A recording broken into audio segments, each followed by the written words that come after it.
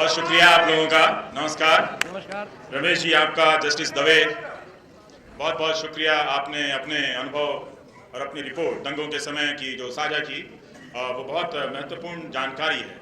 उसी के संदर्भ में मैं छोटी सी बात ये कहना चाहता हूँ कि जब राजनीति में पैसे का प्रवेश हो रहा था तो दो चार साधु लोग कह रहे थे कि राजनीति में पैसे की क्या ज़रूरत है, पर जो उस वक्त के व्यवहारिक लोग थे वो ये कह रहे थे कि सत्ता चाहिए और राजनीति हम सत्ता के लिए करते हैं, दांव बहुत ज़्यादा होता है, इसलिए पैसा आने दीजिए, धन को आने दीजिए। राजनीति में धन आने लगा, कब काला धन बन गया पता ही नहीं चला। उसी तरह से जस्टिस दवे ने जिस धर्म की तरफ इशारा किया है, मैं उससे के बारे में यही कहना चाहता हूँ कि राजनीति में धर्म को मत आने दीजिए। धीरे धीरे धर्म आते आते कब काला धर्म बन जाएगा आपको पता नहीं चलेगा। और जैसे ही धर्म की हैसियत राजनीति में बड़ी होगी, नागरिक के रूप में आपकी हैसियत छोटी हो जाएगी। आप अपनी नागरिकता संविधान के दिए हुए अधिकारों से हासिल कीजिए। अगर अपनी नागरिक शक्ति, अपने नागरिक होने का अधिकार अगर आप धर्म की शक्ति से हासिल करेंगे तो आप न धर्म के रहेंगे न संविधान के रहेंगे, नागरिक की जगह जानवर बन जाएंगे। बहुत बहुत शुक्रिया आप सभी का।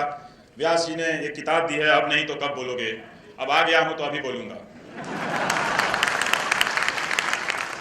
वैसे भी मैं एक दिन में कई बार और हर बार 2-2 घंटे भाषण नहीं देता हूँ, फिर भी आपने मुझे बुलाया है, इसलिए शुक्रिया।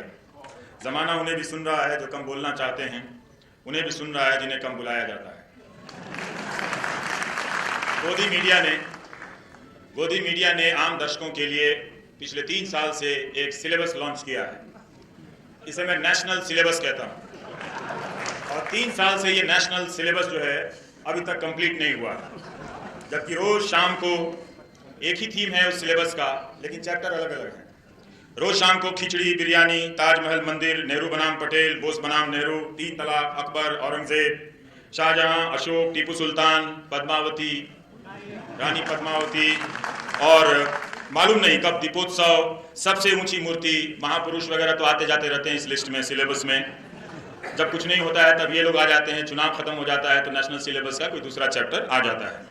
ऐसा लगता है कि पूरा देश इतिहास की कक्षा में बैठा हुआ है और हम सब पहली बार इतिहास पढ़ रहे हैं। और जो न्यूज़ एंकर है वो हमारा इतिहासकार है और एक नेशनल लेवल पे लेक्चर चल रहा है। सब ने, इसकी मूल भावना ये है कि सब ने किसी न किसी महापुरुष के प्रति उपेक्षा का भाव पकड़ लिया है कि उनके साथ ये उपेक्षा हुई, अब हम इनकी अपेक्षा पूरी करेंगे। और इसके बहाने अपनी अपेक्षाएं ये लोग पूरी कर रहे हैं। जैसे आप शक करते हैं कि ये क्या चल रहा है, वैसे ही व्हाट्सएप के जरिए चाणक्य का जिक्र आ जाता है। जो राष्ट्र इतिहास नहीं जानता उसका कोई भूगोल नहीं होता। जैसे हम सब भूगोल में टॉप हो गए हैं, हिस्ट्री में बाकी हैं तो हिस्ट्री जान लें। तो चाणक्य हमारे आजकल प्रोफेसर के बेंचमार्क हैं, उनके नाम से कुछ भी चल जाता है। हिस्ट्री में तो आजकल बहुत ही चल रहा है, युद्ध के मामले में चल रहा है, राष्ट्रीय राजकीय राजनीति के मामले में चाणक्य जी हमारे नेशनल सिलेबस के अंतिम प्रोफेसर हैं। अगर आपको कोई बात कहनी है, उसका कोई वजूद नहीं है, तो चाणक्य के नाम से चला दीजिए, कोई समस्या नहीं है। लोग यकीन कर लेंगे कि चाणक्य ने ऐसी कोई बात कही है। उसमें 2-3 बातें जरूर जोड़ दें, राष्ट्र जरूर जोड़ें, हाँ, और शौर्य बल भी जोड़ दें, इस तरह की चीज़ें जिसका संबंध वीरता वगैरह से हो, और उसको फिर शेयर करना शुरू करें। सारी राजनीतिक बहस आप देखेंगे कि इस नेशनल सिलेबस के आसपास है। हो क्या रहा है कि इसके जरिए आप समझ रहे हैं कि आपको इतिहास से जोड़ा जा रहा है। दरअसल बहुत चालाकी से आपको इतिहास से काटा जा रहा है, आपको इतिहास विहीन बनाया जा रहा है। और आप समझ रहे हैं कि रोज हमें ये एक नया इतिहास लाकर जो गलत इतिहास हुआ था उसे अब सही करने की कोशिश की जा रही है।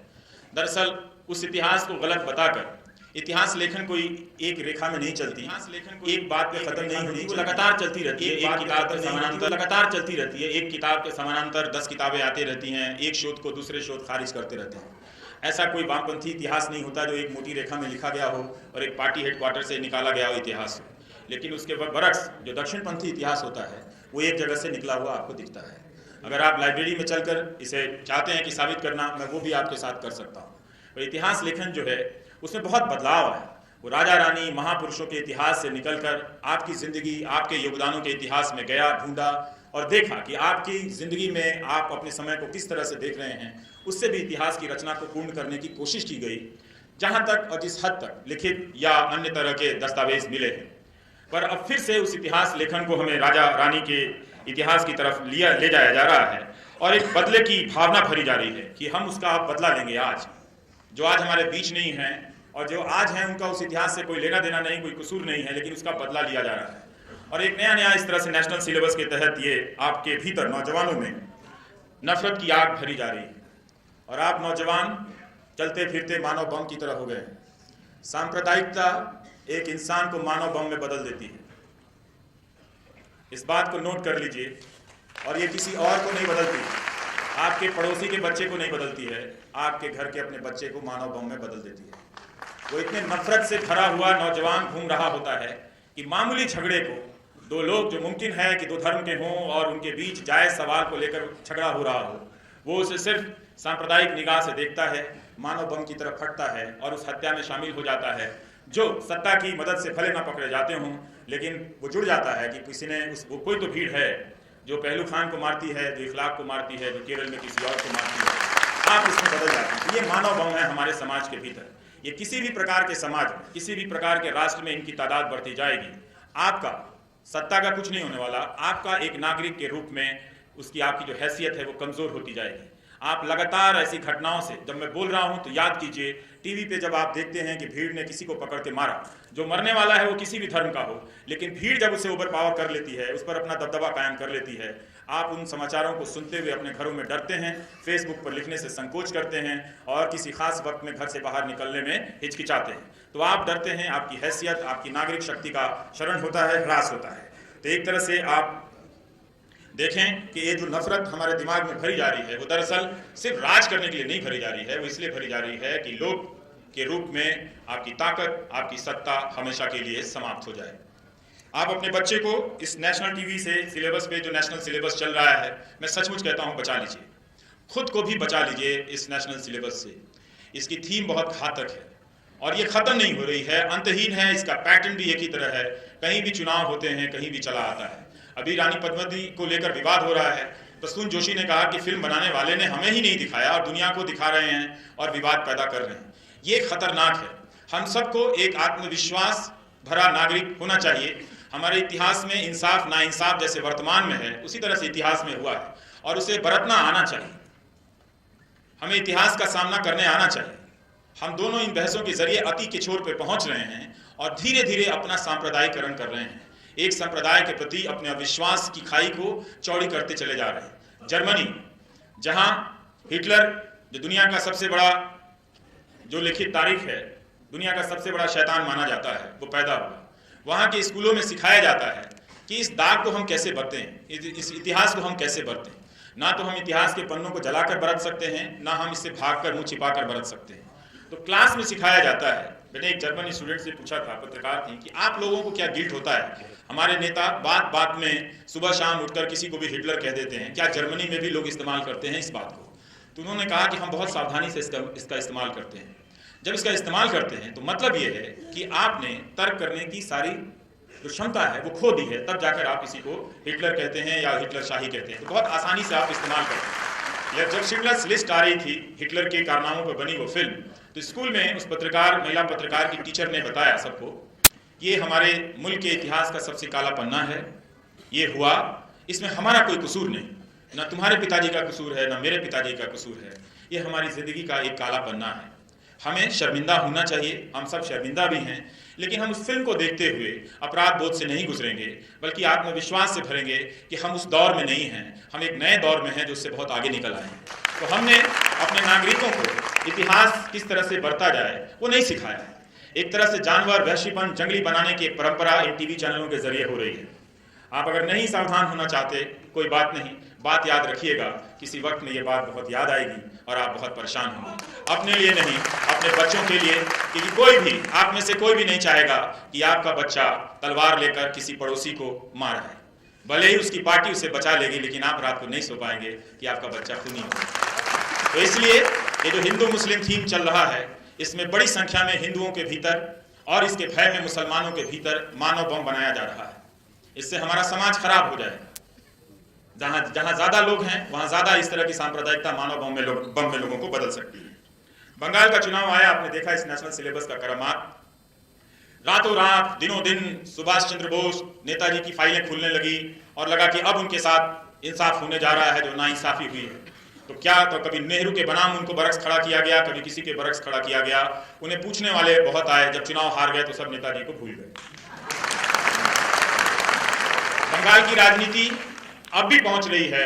मुकुल रॉय किसी पार्टी से किसी पार्टी में आ रहे हैं, लेकिन अब कोई नेताजी का नाम नहीं ले रहा, कोई नेताजी को नहीं बुला रहा है। तो इसलिए इतिहास का इस्तेमाल नहीं होना चाहिए।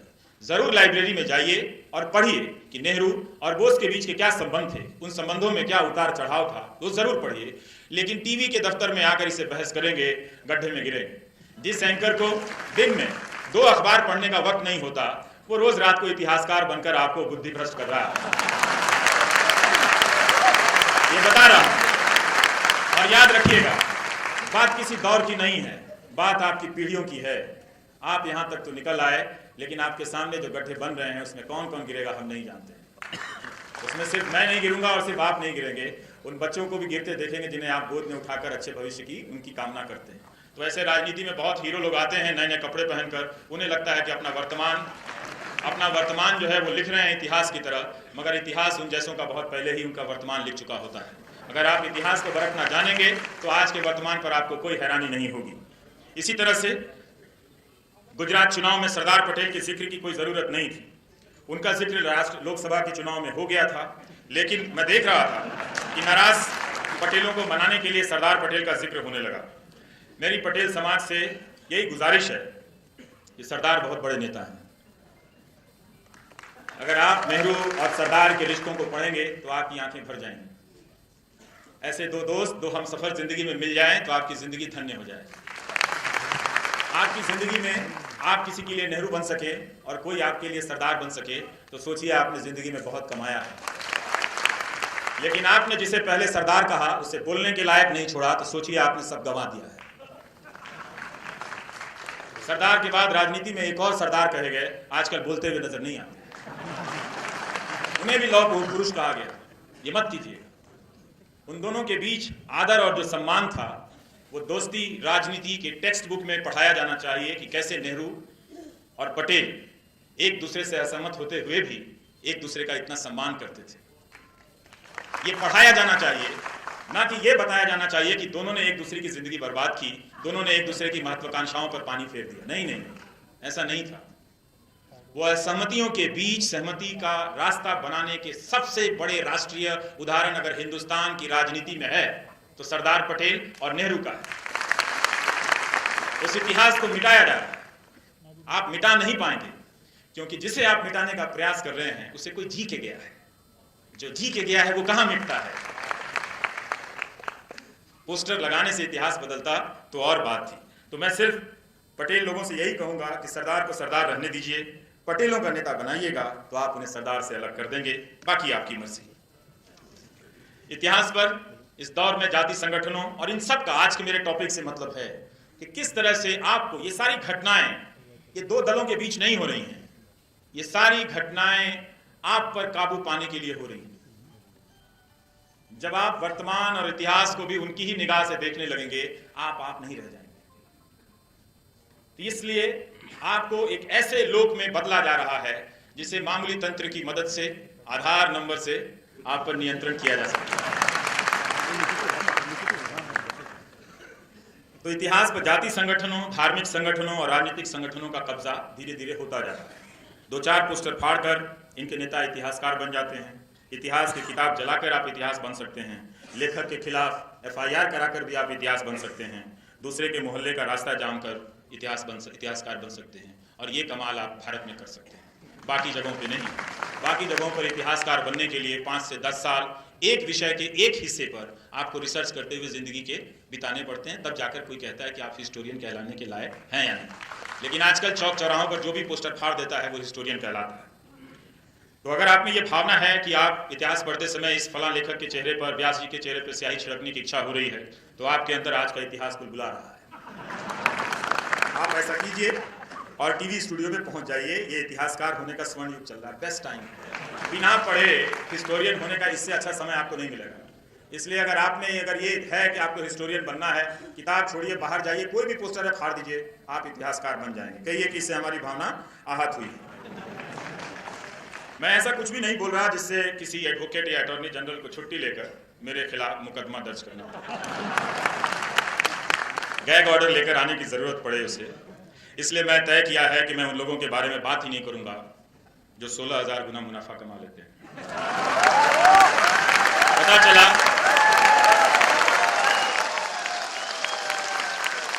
पता चला मेरा ही 16,000 गुना नुकसान हो गया। इसलिए अपना भाषण इस तरह से तैयार किया है कि ना उनकी मानहानि होगी ना मेरी धनहानि होगी। इसके बाद भी कोई मानहानि करना चाहे तो मेरी उनसे एक विनती है, आप जस्टिस लोग हैं यहाँ पर, मेरे खिलाफ 100 करोड़ की मानहानि प्लीज मत कीजिए। कीजिए लेकिन ₹1.25 की कीजिए। ₹1.25 के चढ़ावे से देवता हमारे प्रसन्न हो जाते हैं। मैं एक ऐसे भारत की कल्पना करता हूं जहां किसी की भी मानहानि ₹1.25 से अधिक की ना हो। अमीर और गरीब के बीच भले चाहे जितना फर्क हो जाए, 2 रोटी से लेकर 20 केक का फर्क हो जाए, लेकिन मानहानि का कोई फर्क ना रहे, सबकी मानहानि ₹1.25 की होगी। इससे वकीलों को भी बहुत आराम हो जाएगा, कानून मंत्री को भी कुछ और काम करने का मौका मिल जाएगा। इसलिए मैंने एक नारा लिखा है, एक मान एक हानि, एक मान एक हानि, एक राष्ट्र एक मान, ₹1.25 का सबका सम्मान। कितना बढ़िया रहा। टेम्पो पे लाउड स्पीकर लेकर निकल जाइए, एक मान एक हानि, एक राष्ट्र एक मान, ₹1.25 का सबका सम्मान। बहुत सामंती चीज है ये मानहानि का जो कानून है, बहुत सामंती कानून है। अपने आप में इसे देखेंगे आपको, ताकतवर अमीर लोग इसका इस्तेमाल करते हैं। गरीब को आप कभी नहीं देखेंगे कि जाकर कहते हुए कि मेरी मानहानि हो गई, आपने मुझे न्यूनतम समर्थन मूल्य नहीं दिया, आपने हमें आत्महत्या करने के लायक बना दिया ग्लानि से कि मैं कर्ज चुका नहीं पा रहा हूं और रस्सी पर लटक जा रहा हूं, और मेरी संख्या 1 नहीं, 1,000 नहीं, 2 नहीं, 2 लाख है, 3 लाख है इस देश में 10 साल के दौरान, 15 साल के दौरान। और अभी पिछले 15 दिनों के भीतर आंध्र प्रदेश में 27 से ज्यादा किसानों ने आत्महत्या की। उनकी ग्लानि, कर्ज ना चुका पाने की ग्लानि, परिवार ना पाल पाने की ग्लानि आपके खिलाफ मानहानि तक नहीं ले गई। लेकिन कोई अमीर, कोई वकील, कोई ताकतवर आपको डराने के लिए मानहानि का इस्तेमाल करता है। इस तरह से ये जो कानून है वो लोकतंत्र में लोक की हैसियत को कमजोर करता है। पहले आपको इतिहास से डरा रहे हैं, अब आपको मानहानि से डरा रहे हैं। इस डर का एक फायदा होगा कि जिन कोनों में जहां कुछ राज हो सकते हैं, जहां कोई बातें छिपी हुई हो सकती हैं, वो अब कभी बाहर नहीं आ पाएंगी, इस डर की वजह से कि 100 करोड़ और 1.25 करोड़ की मानहानि का मुकदमा कौन झेलेगा। इसीलिए अगर आप रखना भी चाहते हैं तो कानून में ₹1.25 की मानहानि का प्रावधान रखिए। मान के नाम पर किसी का धन छीनना यह संपत्ति के अधिकार की भावना के खिलाफ है। राइट टू प्रॉपर्टी हमारा कॉन्स्टिट्यूशनल राइट है। इस राइट को किसी के प्राइड में नुकसान हो जाए, इस आधार पर नहीं ले सकते। नहीं तो बैंकों से कहिए कि मानहानि लोन की व्यवस्था करें, फिर मैं ऐसा काम कर दूं कि 500 करोड़ की मानहानि हो जाए और एनपीए हो जाए, फिर मैं गोल हो जाऊं। फिर आप प्रेस कॉन्फ्रेंस कीजिए कि मैं बड़ा स्कीम ला रहा हूं, जो 10 लोग मानहानि का लोन लेकर एनपीए कर गए हैं, हम बैंकों को बचाने के लिए एक स्कीम ला रहे हैं, ताकि दो लोग लिखे कि हाँ सरकार ने रिफॉर्म शुरू कर दिया है। ठीक है, तो इसलिए ये जो मानहानि कानून है ये डराने का कानून है कि आप उससे डरें। पहले ही इस कानून के जरिए उद्योगपतियों ने अपने लिए काफी छूट ले ली है। मीडिया में कोई इनके खिलाफ नहीं बोलता, आप उन्हें ईमेल करेंगे कि आपके खिलाफ ये सब चार्ज हैं, वो जवाब नहीं देते हैं और उल्टा नोटिस भेज देते हैं। वही सुविधा अब राजनीतिक दल अपने लिए रखना चाहते हैं। जो सत्ता में हैं उनके मान सम्मान को इतनी ठेस पहुंच रही है कि बात बात में वो मानहानि का मुकदमा कर रहे हैं और खुद को वो लोकतंत्र का अगुआ भी बताते हैं। ये और कुछ नहीं, ये लोग को कमजोर करने का एक तरह से डिजाइन है, ताकि आप उसके हिसाब से ही आप करें और इसी हिसाब से मीडिया, उद्योगपति और राजनेता, इन तीनों के बीच एक बहुत ही कोजी रिलेशन बनता जा रहा है। आपके राजस्थान में कानून आते आते रह गए। यहाँ के सक्रिय नागरिकों और पत्रकारों को बधाई। अगर वो अब नहीं बोलते तो कभी नहीं बोल पाते। राजस्थान पत्रिका ने बहुत साहसिक कदम उठाया कि जो बोलना था वो उसी वक्त गुलाब कोठारी जी ने अपने संपादकीय में अपनी बात कह दी। और कल भी जो उन्होंने खाली स्पेस छोड़ी है वो भी बहुत महत्वपूर्ण है। वो आज की नहीं, वो आपातकाल के उस दौर की भी याद दिलाती है। वो क्यों खटका, हमें कहीं भी उसकी आहट मिले तो क्यों सतर्क होना चाहिए। वो इसलिए कि वो दौर अच्छा नहीं था और इसलिए कि उस दौर को हम फिर नहीं दोहराने देंगे। वो दौर इस बार दोहराया गया या दोहराया जा रहा है, तो आपके लोक होने की जो ताकत है, हैसियत है, वो इस बार मिट जाएगी। और यही नहीं, आप पूरे दुनिया के स्तर पर देखें तो किस तरह से मिटती चली जा रही है। सैकड़ों के सैकड़ों जर्नलिस्ट जेल भेजे जा रहे हैं, रूस हो, चाहे टर्की हो, चाहे अमेरिका हो। आप उस तरह से देखिए कि कैसे एक सूचना के संसार पे सत्ता अपना नियंत्रण कायम करते चली जा रही है। हमारे सामने जो राजस्थान का जो कानून था, ये अगर पास होता तो ना तो आप बोल पाते, लिख पाते, लिख नहीं पाएंगे तो जाहिर आप जी नहीं पाएंगे। और पहले आपको इतिहास की बोझ से डराया गया, फिर मानहानि से, और राजस्थान का कानून अगर पास होता तो मीडिया बंधुआ मजदूर बन जाता। वो वैसे ही गोदी मीडिया है, गोद में खेलता हंसता खेलता बच्चा है, लेकिन सत्ता बहुत क्रूर होती है, वो उस गोद में बैठे बच्चे की गर्दन भी दबा देना चाहती है। अब मुर्दाबाद मत कहिए किसी, जनता जिंदाबाद कहिए, बाकी सब ठीक हो जाए। तो आप देख रहे हैं कि कैसे लोकतंत्र पे, हमारा जो तंत्र है वो लोग पर हावी हो रहा है, और आप लगातार कमजोर हो रहे हैं। और इस कमजोर में अवतार की श्रेणी में नेता को खड़ा किया जा रहा है, अपराधी की श्रेणी में जनता को खड़ा किया जा रहा है। आप अगर सवाल पूछते हैं तो आपको देशद्रोही कहा जाता है कि अवतार पुरुष से आपने सवाल पूछने की हिम्मत कैसे की। सोशल मीडिया पर आपका के खिलाफ अभियान चलाया जाता है, घेर कर नारेबाजी की जाती है। और इस प्रक्रिया में आप डरने लगते हैं। डरते डरते आप अपने बच्चों को कहते हैं कि फेसबुक पर बहुत लिख रहे हो, कम लिखा करो। तो बहुत सारे लोग कहते हैं कि मैं सर लिख रहा था, लेकिन मेरे माँ ने बहुत मना किया कि ज़माना बहुत ख़राब है, तुम मत लिखा करो, तो अब मैं नहीं लिखूंगा। तो धीरे धीरे आप उस स्पेस को छोड़ते चले जाते हैं। आप उस जगह को जब जितना छोड़ते हैं, आप अपने आप को, अपनी जनता होने की हैसियत को कमज़ोर करते हैं। जब आप जनता ही नहीं रहेंगे तो आप इंसान इस तंत्र की व्यवस्था में नहीं रह पाएंगे। आपके मनुष्य होने का सबसे बड़ा प्रमाण यही है कि आप अपने आप को जनता बनाए रखिए। वो डरा रहे हैं लोकतंत्र में, इसलिए वो जनता का एक जनबोध होता है, वो होना बहुत जरूरी है। मतलब आप लोकतंत्र पर अपनी दावेदारी कीजिए, आप तंत्र से ऊपर हैं। और जब आपका जनबोध भयबोध का शिकार हो जाता है, तब आप सेवक हो जाते हैं। लोकतंत्र में लोक पहले आता है, लोक मास्टर है तंत्र का। ये तंत्र लोग बनाना चाहते हैं, जंतर मंतर झूठ फंतर जो बोले आप वही मानिए, वो बनाना चाहते हैं आपको। पहले रोज वो डरा रहे हैं इस तरह के बहसों से, लगातार गुस्से वाली बहसों से आपको डरा रहे हैं। आप टीवी देख के लग रहा है ऐसा क्या हो गया है, मतलब कौन कोई हमला कर रहा है आपस में, समाज के बीच में अविश्वास। तो एक तरह से राष्ट्रवाद का सहारा लेकर, इतिहास का सहारा लेकर आपका अपराधीकरण किया जा रहा है। आप उस तरह से बताया जा रहा है कि आप अपराधी हैं, और कानून का इस्तेमाल किया जा रहा है। शुरू में लोगों को लगा कि हम सब एक तमाशा देख रहे हैं और एक जायज बहस देख रहे हैं, पर अब कई लोगों को ये बात समझ में आने लगी है, और ये डिजाइन किस तरह से है। और ये अविश्वास जो है, इसका एक पैटर्न है पूरी दुनिया में। आप देखेंगे कि संस्थाएं जब कमजोर होती चली गई और राजनेताओं के प्रति आपका विश्वास कमजोर हुआ, तो राजनेताओं ने एक तरकीब निकाली। जब उनके प्रति क्रेडिबिलिटी, अभी रमेश जी कह रहे थे, जब कमजोर हुई, तो तरकीब ये थी कि क्यों ना जनता और जनता के बीच अविश्वास के कई नए नए मॉडल खड़े कर दिए जाए। हम लोग राजनीतिक जरूर, अगर एक दल का, तो अव्वल तो सबको समर्थक नहीं होना चाहिए। कई तरह के दल, कई तरह के विचारधाराएं समाज में होनी चाहिए, इतना भरोसा होना चाहिए कि इससे हम डील कर सकते हैं। लेकिन एक रिश्ता तो बना रहना चाहिए सबके बीच में। तो वो अविश्वास क्या कर रहा है, उस रिश्ते को खत्म कर रहा है। चूंकि आप कमजोर हो गए हैं, तो उस कमजोरी से बचने के लिए आप सत्ता की तरफ सहारा लेते हैं। दरअसल वहां भी जाकर आपको चैन नहीं है, वो मैं आपको आगे चलकर बताऊंगा, क्योंकि लौकिक कुछ तो है नहीं। किस तरह से आप देखिए कि जब आपको वह राष्ट्रवाद, देशद्रोही होने का आरोप लगता है, और आप जब जाते हैं अदालत में, तो कई ऐसे मामले हुए कि हमारे वकील भाइयों को भी उस पैटर्न पर आजकल उकसा दिया जा रहा है। और वो भी, जैसे पटियाला कोर्ट में जब ये मामला हुआ, वो मामला नहीं होना चाहिए था। देखिए, हम अपने वकीलों के योगदान को नहीं जानते, उनका बड़ा महत्वपूर्ण योगदान है। वो एक ऐसे प्राणी हैं हमारे समाज में कि संविधान की किताब के साथ उठते हैं, बैठते हैं, सोते हैं, जागते हैं।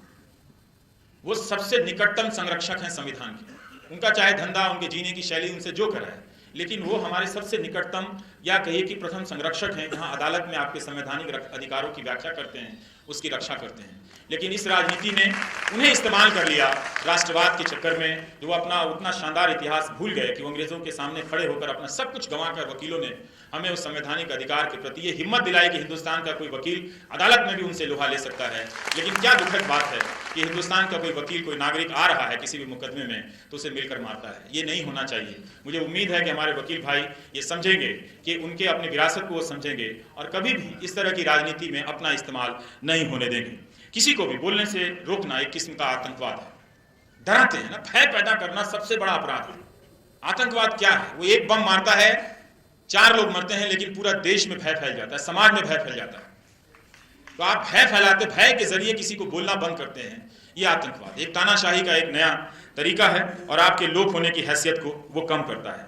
आप देखेंगे कि धीरे धीरे जनता ने क्या किया इन दिनों में, जो नया पैटर्न आ रहा है, वो पूरा एक नेता अपनी निष्ठा और अपने जनता होने के जनबोध को उसने एक नेता में विलय करा दिया, डिसॉल्व कर दिया अपना पूरा पावर।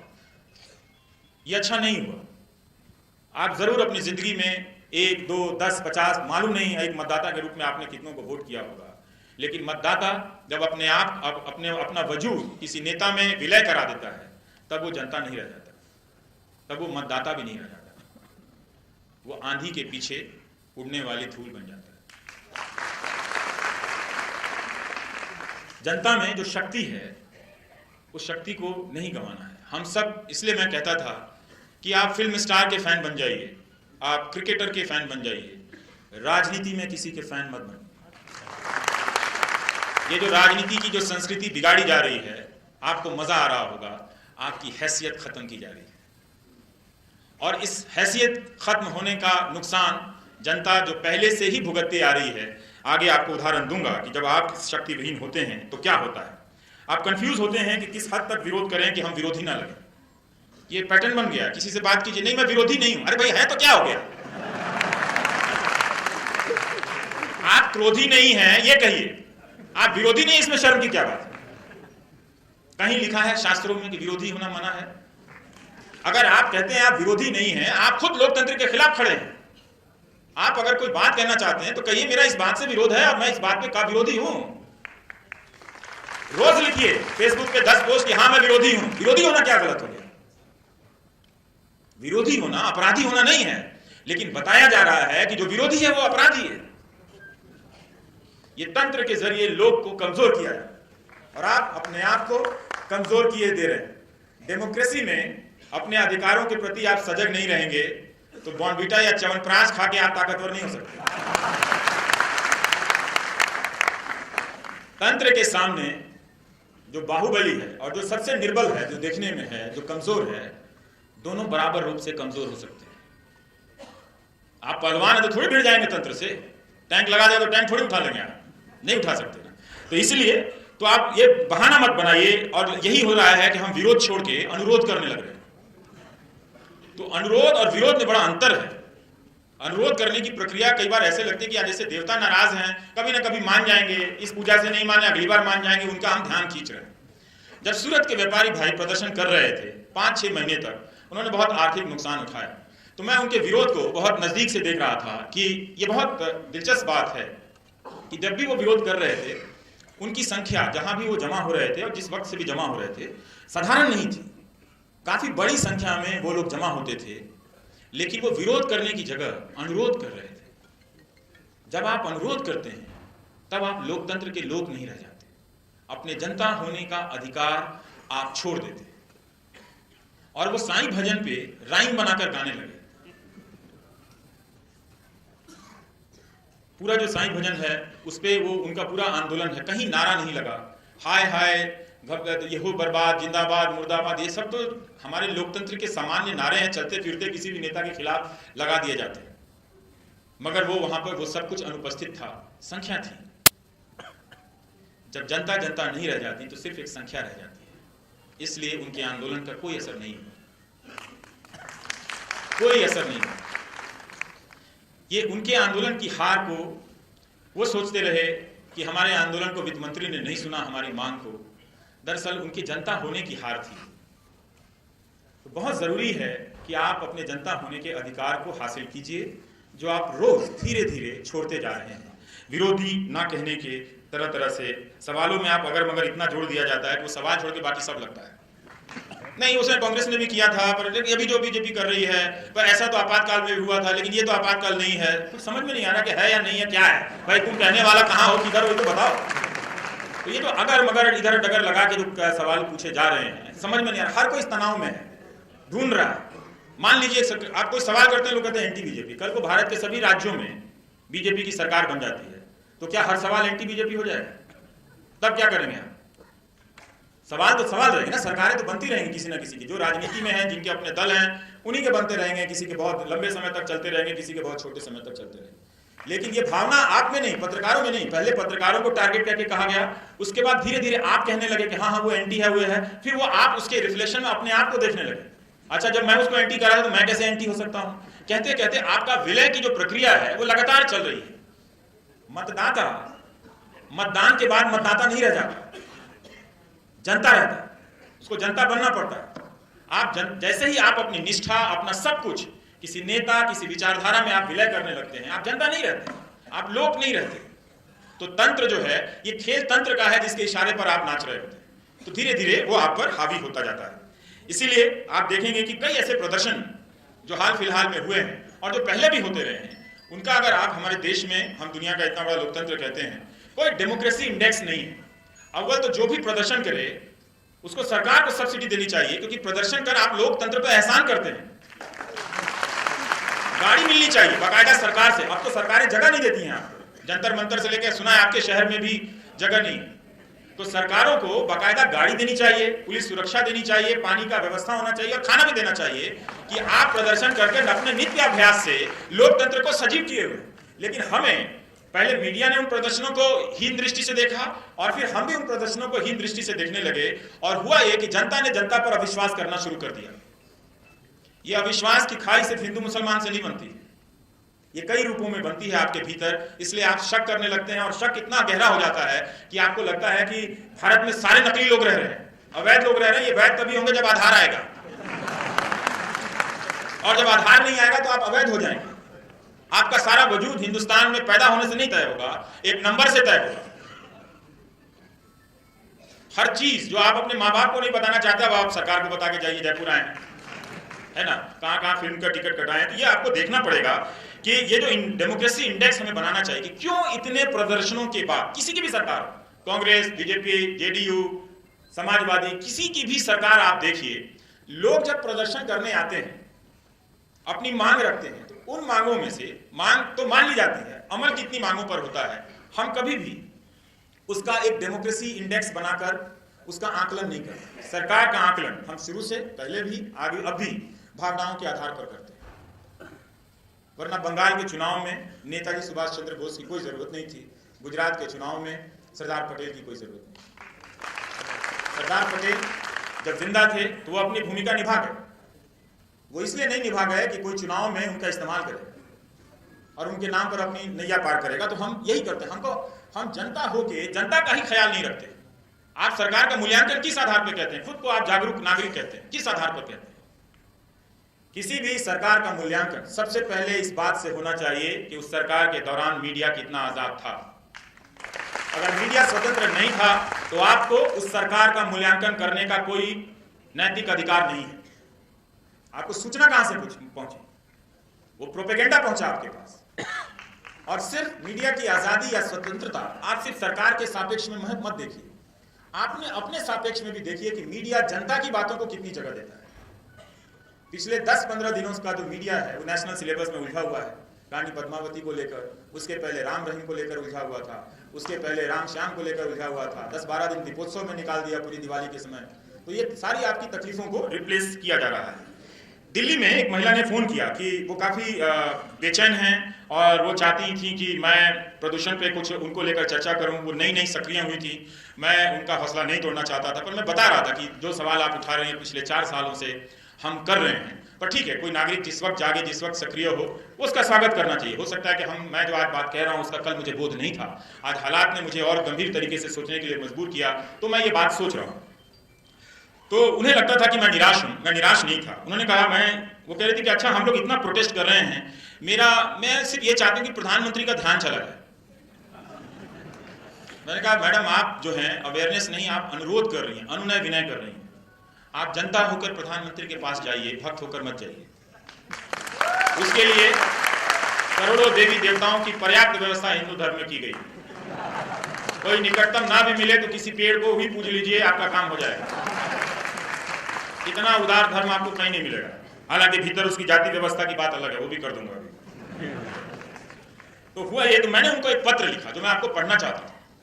वो ये सोच रही थी कि मैं निराश हो गया हूँ इस तरह से करते हुए, और वो उन्हें एक यकीन था कि 10-5 टीवी चैनल अगर उनके प्रयासों को दिखा दें स्कूल के बच्चों, हालांकि खूब कवरेज हो रहा था, ऐसा नहीं तो मैं कह रहा था कि आप जो कह रही हैं वो तो लगातार कवरेज होता चला जा रहा है। मेरा समय ज़्यादा लंबा हो तो बता दीजिए, क्योंकि आप ज़्यादा संख्या में आए हैं तो मैं सोच रहा हूँ 2 घंटा मैं भी बोल ही लूँ, कपड़ा बाद में बदल लूँगा। तो मैं तरह का मैं सोचा नहीं तो मैं 10-12 बंडी ले आता पर छूट गया, कोई बात नहीं। तो मैं ये कह रहा था कि तो मैंने उनको एक पत्र लिखा कि आप गलत समझ रही हैं, ये असर इसलिए नहीं हो रहा है आपके आंदोलन का क्योंकि आप जनता नहीं है। तो मैं एक पत्र लिखा, मैं पढ़ रहा हूँ। आप ना कम कर रही हैं, उनका प्रयास अच्छा था, आप ना कम कर रही हैं ना गलत कर रही हैं, अपनी हैसियत से ज्यादा कर रही हैं।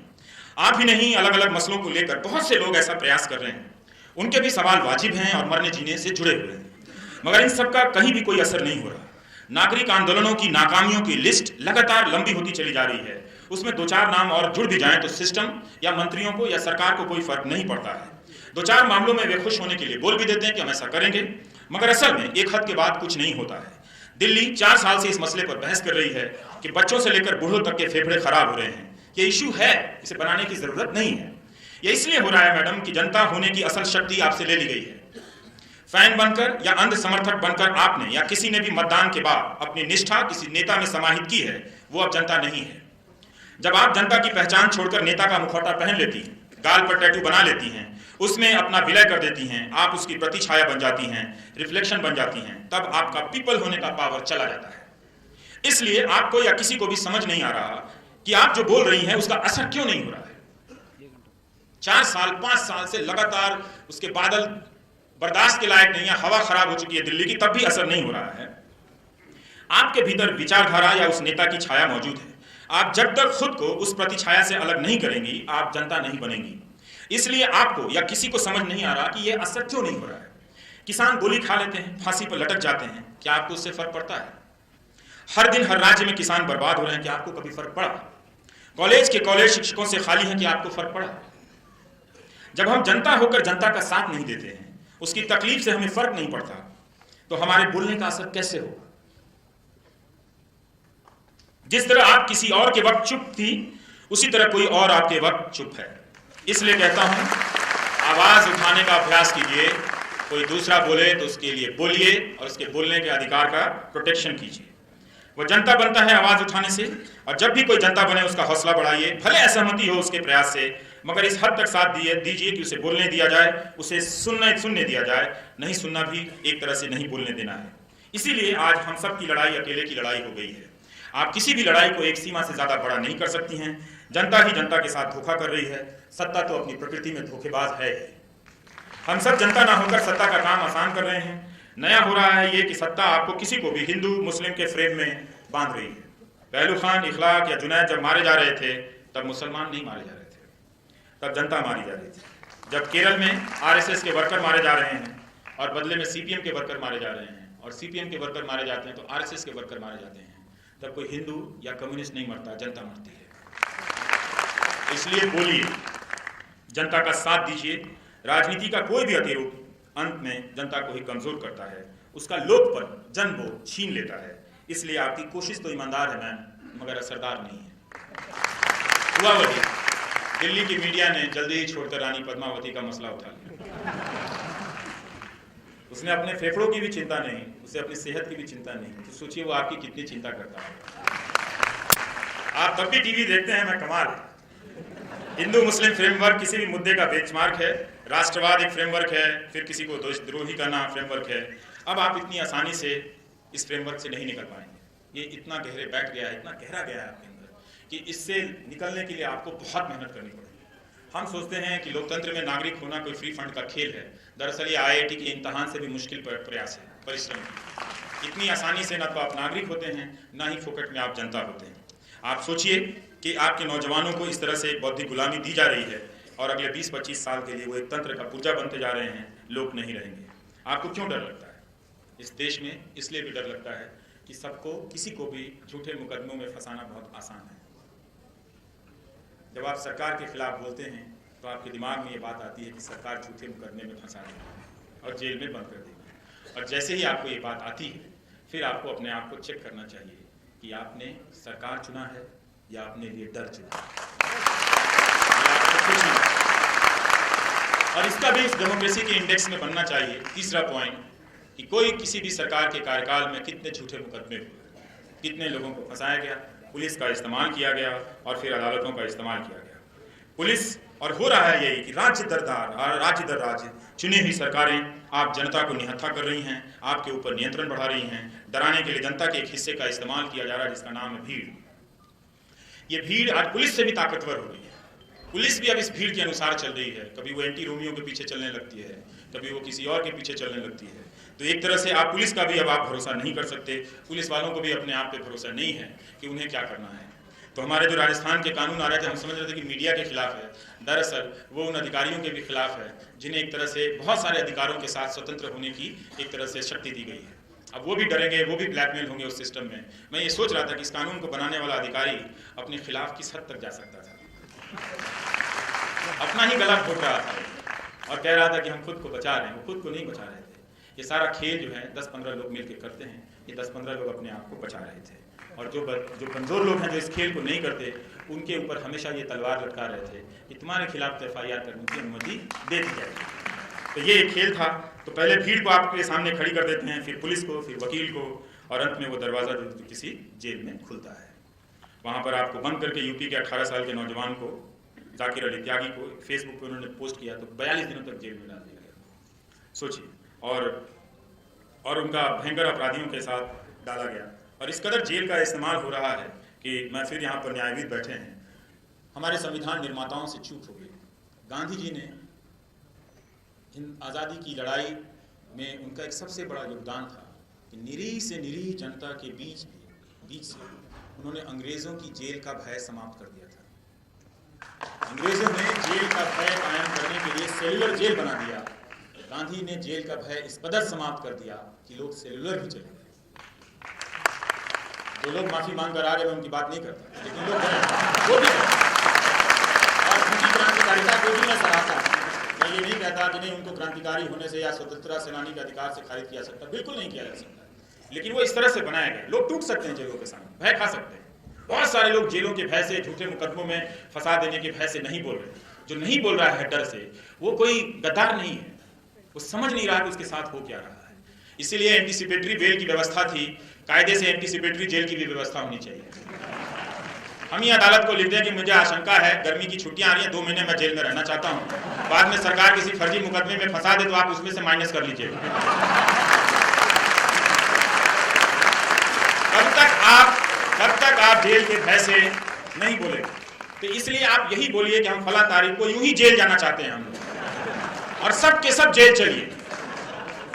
अपना लंच बॉक्स पैक कीजिए, 2-4 सूखा पराठा ले लीजिए, 2-3 दिनों तक चलेगा, 2-3 दिन जेल में रह के आइए सब कोई, ताकि समाज के भीतर से झूठे मुकदमों और जेल का भय खत्म हो जाए। और ये एक सरकार की देन नहीं है, इसे कब तक हम बर्दाश्त करेंगे। लोगों का करियर, जीवन, राजनीतिक जीवन सब बर्बाद कर दिया जाता है। ये एक हथियार बन गया है, किसी की भी सरकार आती है, झूठे मुकदमे में फंसाओ और जेल जाने का डर दिखाओ।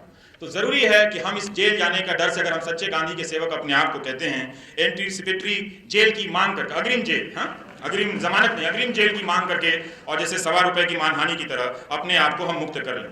और मैं आपको कुछ केस स्टडी पढ़ना चाहता हूँ, थोड़ा बोरिंग लगेगा, लेकिन आप पढ़िए, सुनिए, ताकि आपको पता चले कि कैसे आपको कमजोर किया जाता है तंत्र के जरिए। 2012 में बंगाल में एक प्रोफेसर को गिरफ्तार कर लिया गया क्योंकि उन्होंने ममता बनर्जी के खिलाफ एक कार्टून पोस्ट किया। उसी साल नवंबर 2012 में शाहीन और रेणु नाम की 2 लड़कियों को गिरफ्तार किया गया क्योंकि उन्होंने बाल ठाकरे के निधन पर मुंबई को बंद करने के पर ही सवाल कर दिया था।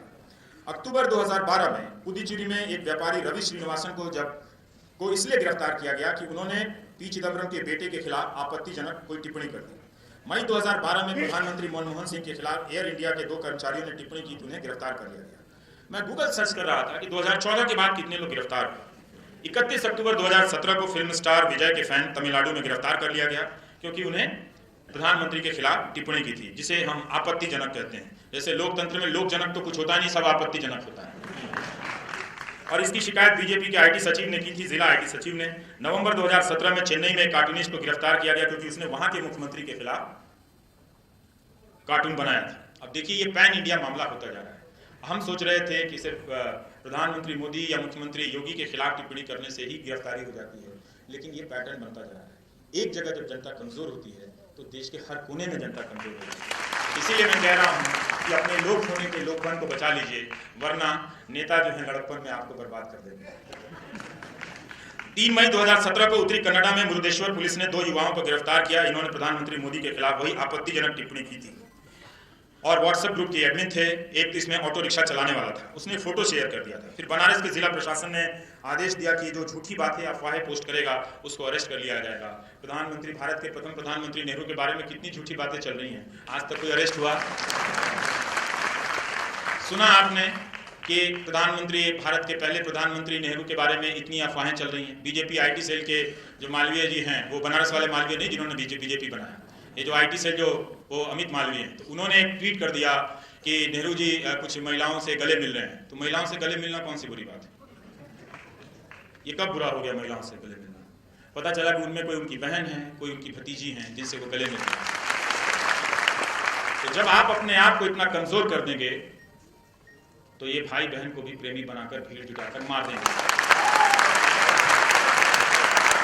इसलिए मैं जो भी बोल रहा हूं अपने लिए नहीं बोल रहा, आपके लिए बोल रहा हूं, क्योंकि आपका भविष्य बहुत खराब है। क्योंकि जब आप जनता नहीं बनेंगे तो आप में से कोई भी चुन लिया जाएगा, जो बच जाएगा वो सिर्फ चांस की बात है कि वो बच गया। तो इसलिए आप कभी नहीं देखेंगे कि झूठी अफवाह फैलाने के आरोप में, नेहरू जी के बारे में अफवाह फैलाने के बारे में, नेहरू या जो भी हों उनके बारे में अफवाह फैलाने के बारे में कोई अरेस्ट हुआ। अब इसी साल मार्च में आखिरी हफ्ते में 7 लोगों को यूपी में अरेस्ट किया गया और जब मुख्यमंत्री के रूप में योगी आदित्यनाथ ने शपथ ली, चंद घंटे में 4 लोग अरेस्ट हो चुके थे। मार्च 2015 में आजम खान के खिलाफ किसी लड़के ने, 11वीं क्लास के लड़के ने टिप्पणी की तो उसको अरेस्ट कर लिया गया। मई 2014 में देवू साहब हैं, उन्होंने मोदी जी के खिलाफ फेसबुक पर टिप्पणी की तो अरेस्ट हो गए। आरोप लगा सामाजिक सद्भावना बिगाड़ रहे हैं। ये रोज टीवी वाले बिगाड़ रहे हैं, कोई अरेस्ट हुआ है? कोई तो अरेस्ट नहीं हुआ। तो ये खेल समझिए। 14 अक्टूबर 2017 को कानपुर में 22 व्यापारियों के खिलाफ मुकदमा हुआ और एक की गिरफ्तारी हुई। 22। इन्होंने क्या किया था? अपने प्रधानमंत्री की तस्वीर कोरिया के किम जोंग के साथ लगा दी थी।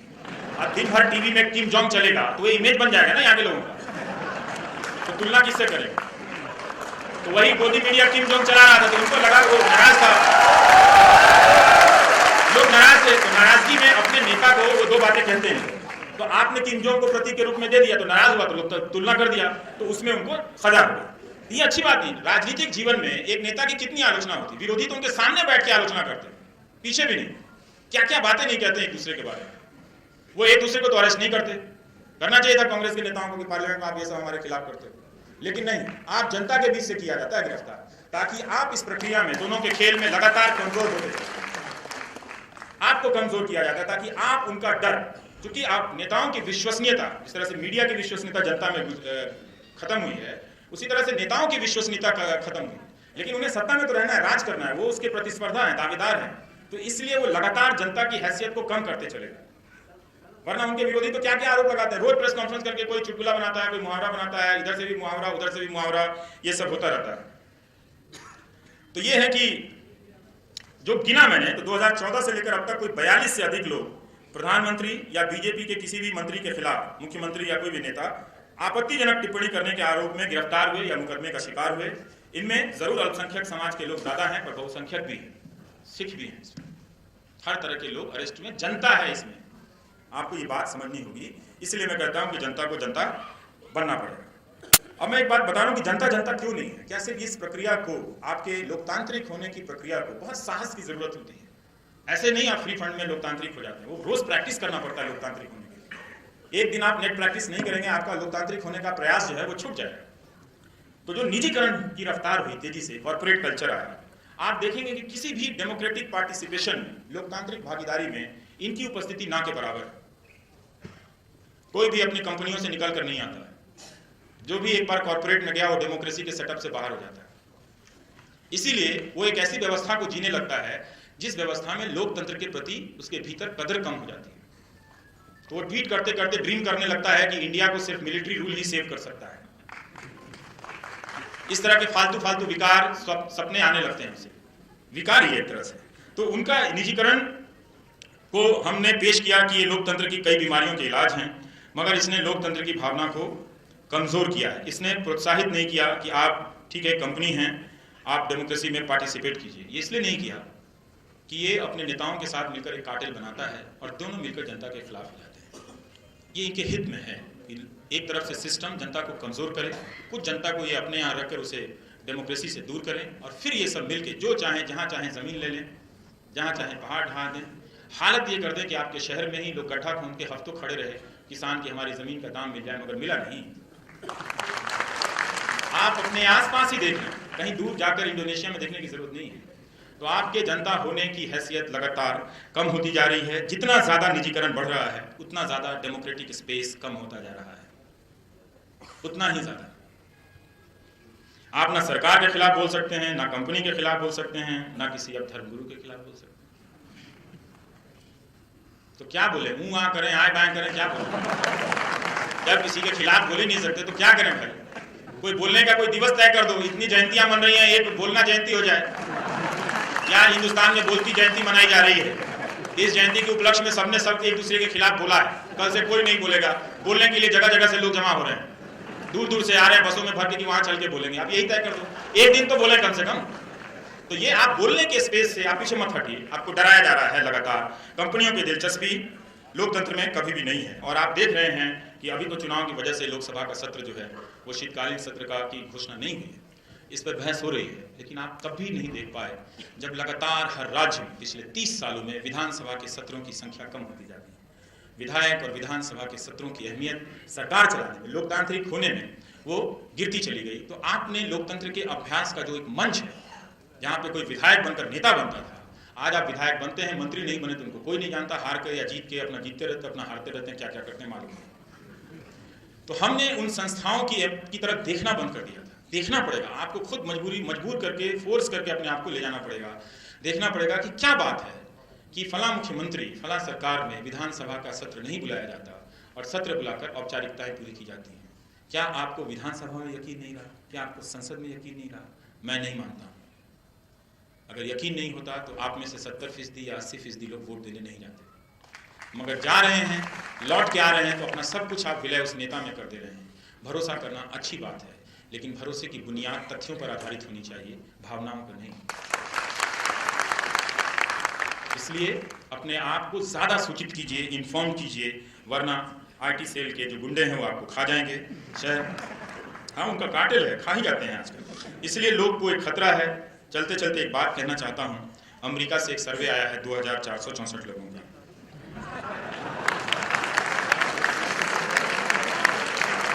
2464 लोगों का।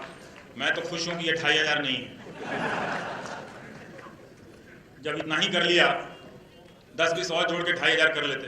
पर उनको कोई लगा होगा, शायद ज्योतिष ने कहा होगा कि 2464 रख लो तो इसमें काल गणना सही रहेगी। वहां तक ठीक है इनकी बात कि 80% इन 2464 में, जिसमें 10 में से 9 भारतीय बताया गया, प्रधानमंत्री को लोकप्रिय मानते हैं। वहां तक ठीक है, क्योंकि किसी भी सर्वे में वादे ही हैं लोकप्रिय है। पर जो बाकी सवालों के जवाब दे रहे हैं वो बहुत चिंता की बात है। वैसे तो मैं उस 10वें को लेकर भी चिंतित था कि भाई जब 9 उस तरफ चले गए तो तुम अकेला क्यों इस तरफ खड़े। फिर मुझे लगा कि ये जो एक आदमी है ये असली लोकतांत्रिक है। ये एक तरफ अकेला खड़ा होकर हिंदुस्तान के लोकतंत्र पर एहसान कर रहा है, वरना वो अकेला तो डर के मारे देखे कि 9 आदमी उधर चले गए हैं, भाई क्रॉस करो, उधर 10 में 10 बन जाओ। हाँ, पर वो अकेला बना रहता है। ये कमाल का आदमी है। जो भी है उसका सलाम मैं यहां से भेजता हूं कि उसने लोकतंत्र की मान रखी, एक नेता को 90% लोकप्रिय भी होने दिया, लेकिन एक जगह खड़ा होकर एक विरोधी भी है उस नेता का, यह भी होने दिया। ये बहुत अच्छी बात थी। लेकिन आगे की जो बात है, उन जो 2464 लोगों की, वो अपने ही सर्वे की इस अच्छी बात को खारिज करते हैं। जो लोग इस सर्वे को ट्वीट कर रहे थे या इसका जश्न मना रहे थे, मुझे लगा थोड़ा पढ़ भी लेते हैं। इनमें से 50 से 55% लोग ऐसे हैं जो मानते हैं कि सैनिक शासन होना चाहिए। 10 में से 9 मानते हैं कि लोकतंत्र की प्रक्रिया से चुनकर आए एक व्यक्ति में अपना विश्वास व्यक्त करते हैं, और वो व्यक्ति अपने पूरे राजनीतिक जीवन में लोकतांत्रिक आकांक्षाओं का ही प्रतीक है, तभी वो मुख्यमंत्री से प्रधानमंत्री बनते हैं, इसमें तो कोई शक नहीं है। पर उन 9 लोगों में से 5 लोग फिर सैनिक शासन में क्यों यकीन रखते हैं? क्या उन्हें पूरा विश्वास नहीं जिसे वो लोकप्रिय बता रहे हैं? वो क्यों रखते हैं? आप सोचिए, अगर इनसे ये सवाल पूछा जाता, एक ही सवाल पूछा गया होगा, क्या आप मिलिट्री रूल को बेहतर मानते हैं, तो क्या दिया होगा कि हाँ। लेकिन दूसरा सवाल अगर मैं पूछता, क्या आप चाहते हैं कि मिलिट्री रूल में कोई रात में 2 बजे आए और आपको आपके बाप को उठाकर थाने में 10 साल के लिए बंद कर देना, वकील ना दलील ना मुकदमा ना तारीख, मिलिट्री रूल का समर्थन करेंगे? करता वो? नहीं करता। ये सवाल पता है क्यों पूछा जा रहा है? इसका कारण बताता हूं, थोड़ा इंतजार कीजिए। सैनिक शासन को पसंद करने वाले लोगों से सर्वे वाले ने नेता का नाम नहीं पूछा कि कोई जो मिलिट्री रूल करेगा वो कौन होगा, वरना ये ऐसे लोग हैं जो कह देते कि जनरल वीके सिंह को बनाऊंगा मैं अपना नेता। जो राज्य मंत्री हैं, सैनिक है, मिलिट्री रूल में तो मिलिट्री वाला सेनाध्यक्ष ही बनेगा ना, और कौन बनेगा? मैंने मिलिट्री रूल में ऐसा थोड़ी होता कि कैप्टन बन गया तो कैप्टन भी पहले सेनाध्यक्ष का तख्ता पलटेगा तब जाके वो मिलिट्री रूल कायम करेगा। लेकिन जब तक सेनाध्यक्ष है और मिलिट्री रूल है तो सेनाध्यक्ष ही बनेगा ना फिर। तो कितनी गड़बड़ियां हैं लोकतंत्र को लेकर, नेता को लेकर। सोचने में हम इतने कंफ्यूज क्यों हैं? इसलिए हैं कि लोकतंत्र को लेकर जो अभ्यास मैच होते थे हमारी संस्थाओं के, दैनिक अभ्यास मंच, पत्रकार से, लेख से, ये आज नहीं, ये अगर आप ऐसा सोच रहे हैं कि इस सरकार के दौर हुआ तो गलती कर रहे हैं, फिर समय को ठीक से नहीं समझ रहे हैं। ये 25-30 सालों से लगातार होता चला आ रहा है, जिसमें संस्थाओं को लगातार कुचला जा रहा है। आज शायद आपको इसलिए लग रहा है कि कुछ लोग या ऐसे लोगों का प्रतिशत थोड़ा ज्यादा दिख रहा है जो इसके प्रति सचेत है। इस सर्वे में 55% ने कहा उन्हें स्ट्रांग नेता चाहिए। क्या करना है स्ट्रांग नेता का? क्या संविधान में बनाए गए कानून, दिए गए अधिकार किसी नेता या मुख्यमंत्री को इतने अपर्याप्त हैं कि वहां पहलवान चाहिए? क्या कैबिनेट सेक्रेटरी से कुश्ती करने की जरूरत पड़ती है? कैबिनेट की मीटिंग में मारना उड़ना पड़ता है? किस लिए चाहिए स्ट्रांग नेता? स्ट्रांग विल को रिप्रेजेंट करने वाला नेता चाहिए, नहीं होना चाहिए। पर ठीक है, क्योंकि एक सवाल है और इस सवाल को लेकर कोई भी, अभी आप आलोचना कर रहे हैं, आपसे भी पूछा जाए तो आप भी कहेंगे कि हाँ स्ट्रांग नेता चाहिए, देश को चलाने वाला मजबूत नेता चाहिए। लेकिन ये लोग कंफ्यूज हैं कि सैन्य तंत्र वाला नेता चाहिए कि लोकतंत्र वाला नेता चाहिए। ये चल रहा है, एक मिथक जो है वो खड़ा किया जा रहा है कि मजबूत नेता का एक मिथक है और उसके पैरेलल सैनिक शासन का चल रहा है। क्योंकि अभी तक लोकतांत्रिक जो संस्थाएं हैं वो अपने बेहतर रूप में जनता की आकांक्षाओं को पूरी करने में असफल रही हैं। और आप देखेंगे कि इनके जरिए जो सत्ता और संसाधन पर नियंत्रण रहा है, भारत ही नहीं दुनिया के किसी भी देश में और दुनिया भर में 1 या 2% लोगों के पास ही बाकी 90-95% आबादी की संपत्ति के बराबर की संपत्ति वहाँ जमा हुई है। ये वो खुद ही बता रहे हैं, ये किसी कम्युनिस्ट देश से नहीं आ रहा है, सीपीएम के दफ्तर का सर्वे नहीं है, ये खुद ही वो लोग अपना सर्वे करते हैं। अर्थशास्त्री जो पूंजीवादी व्यवस्था में यकीन करते हैं कि 1 ही 2 ऑक्सफैम की रिपोर्ट है कि 1 ही 2% लोगों के पास है। तो अब डर है नेताओं को कि ये जो 90% जनता है जिसके पास खाने के लिए नहीं है, अभी तो इसके कुछ प्रतिशत फांसी पर लटक रहे हैं, लेकिन जब ये अपनी आत्महत्याओं से थक जाएंगे तो एक दिन बगावत कर देंगे। मरने की भी एक सीमा होती है, मारने की भी एक सीमा होती है, वरना मारने वाले तो इस देश दुनिया के इतिहास में कितने हुए, पलट के देखिए, फिर भी इंसान खत्म नहीं हुए, वही खत्म होते चले गए। तो उन्हें ये डर है, तो उस डर में आज जो भी पावर पे बैठता है ये डर उसको सताता है। आप में से भी कोई इस पावर पे बैठेगा आपको भी ये डर सताएगा। उनका डर वाजिब है क्योंकि उनके पास ना तो कोई ऐसा फार्मूला बचा है प्रोपेगेंडा और इवेंट के अलावा, ये आखिरी फार्मूला है नेताओं के पास।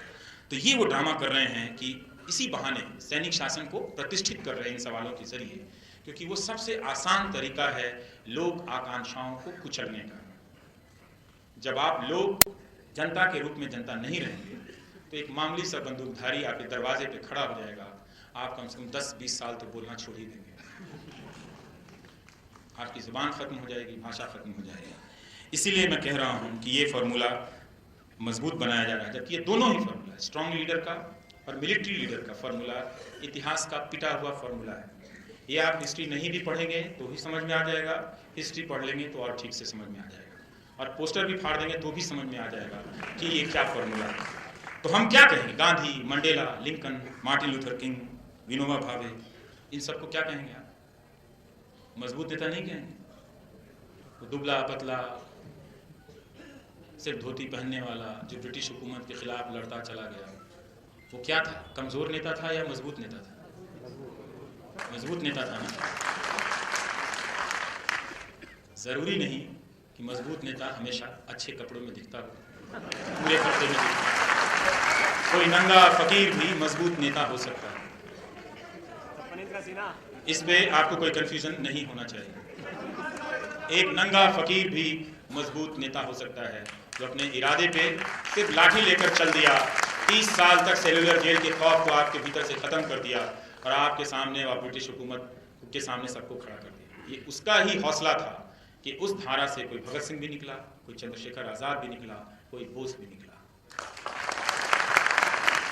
इसलिए स्ट्रॉन्ग लीडर हमेशा रंगीन बंडियों में नहीं आता है। एक हफ्ता आप गॉड को लेकर झगड़ते हैं, अगले हफ्ते गोडसे का मंदिर बना देते हैं।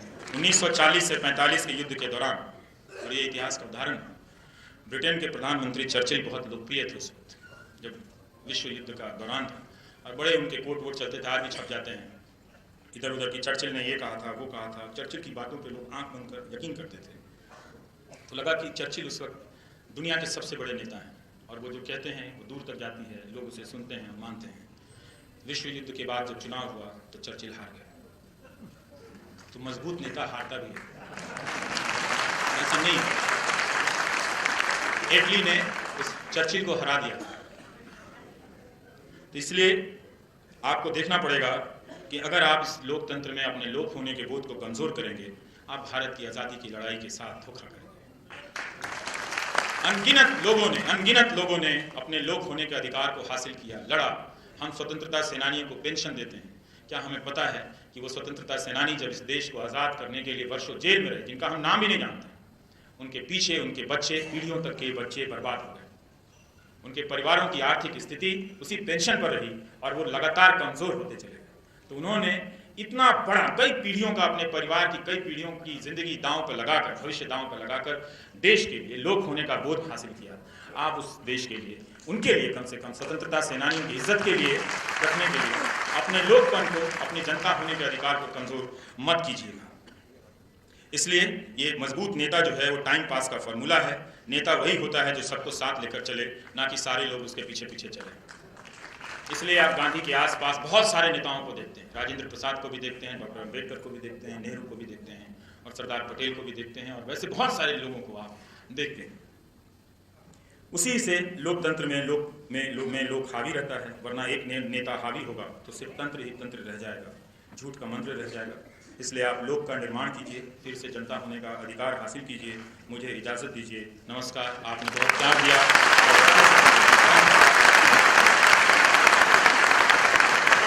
अरे बैठो।